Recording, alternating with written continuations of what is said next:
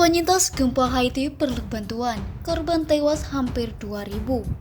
Para penyintas gempa bumi di Haiti menewaskan sedikitnya 1.941 orang, memerlukan makanan, tempat bernaung, dan perawatan medis. Upaya penyelamatan pada Selasa dilanjutkan setelah badai tropis menghantam negara di Karibia itu, dengan hujan yang menyebabkan banjir berbahaya. Kerusakan akibat gempa di sejumlah rumah sakit besar menghambat upaya kemanusiaan. Para dokter di tenda-tenda darurat berjuang menyelamatkan nyawa mereka yang terluka, termasuk anak-anak dan lansia. Namun mereka tak mampu membantu semua pasien.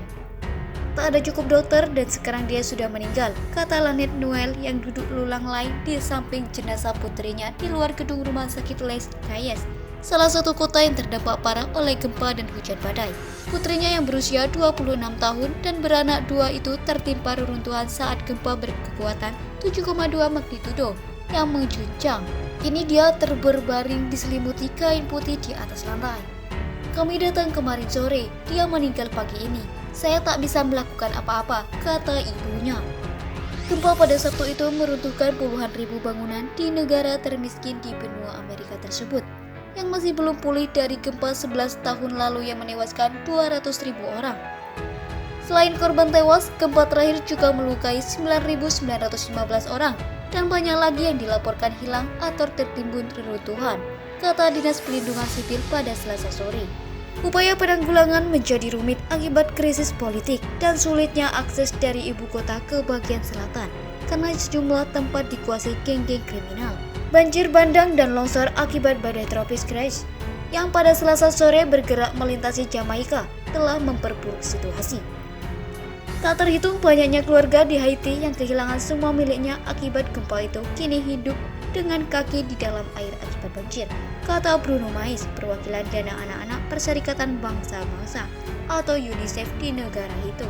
Saat ini, sekitar setengah juta anak Haiti tidak memiliki atau memiliki akses terbatas ke tempat penampungan air bersih, perawatan kesehatan, dan gizi.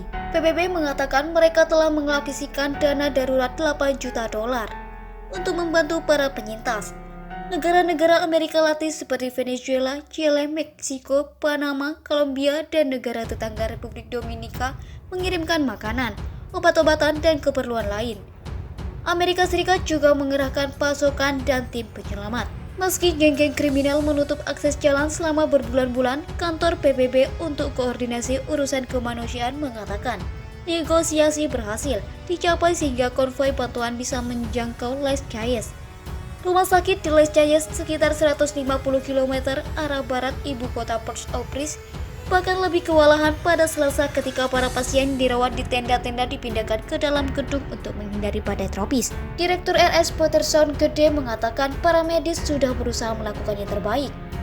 Kami tak mampu menangani semua pasien, kata dia, dan kami sudah menerima bantuan, tapi tidak cukup. Di kampung tenda di Les Cayes yang banyak ditinggali anak-anak dan bayi, lebih dari 100 orang berusaha memperbaiki atap darurat dari batang kayu dan terpal yang merusak akibat badai Grace.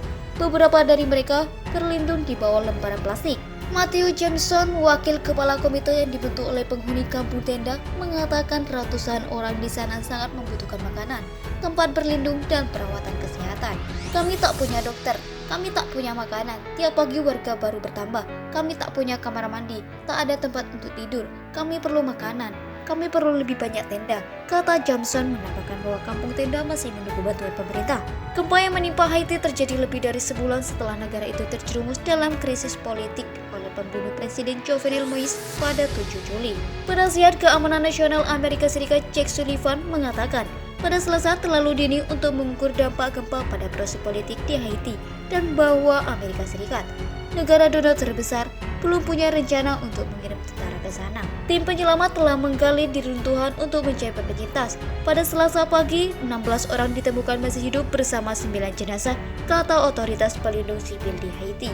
Namun harapan semakin pudar, bau debu dan mayat yang membusuk meruap ke udara. Kami datang dari mana-mana untuk membantu, dari utara, dari Port-au-Prince, dari mana saja, kata Maria Florent, petugas pemadam kebakaran dari Haiti Utara. Perdana Menteri Ariel Henry yang dilantik kurang dari sebulan lalu setelah peristiwa pembunuhan Moïse berjanji akan mendistribusikan bantuan kemanusiaan lebih baik daripada yang memberikan saat bencana gempa.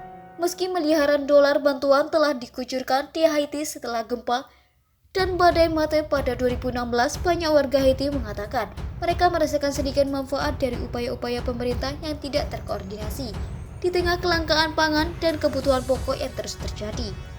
Gempa ini adalah bencana besar yang menimpa kami di tengah musim badai, kata Henry kepada wartawan. Dia mengatakan pemerintah tidak akan mengulangi kesalahan sama yang dilakukan pada 2010.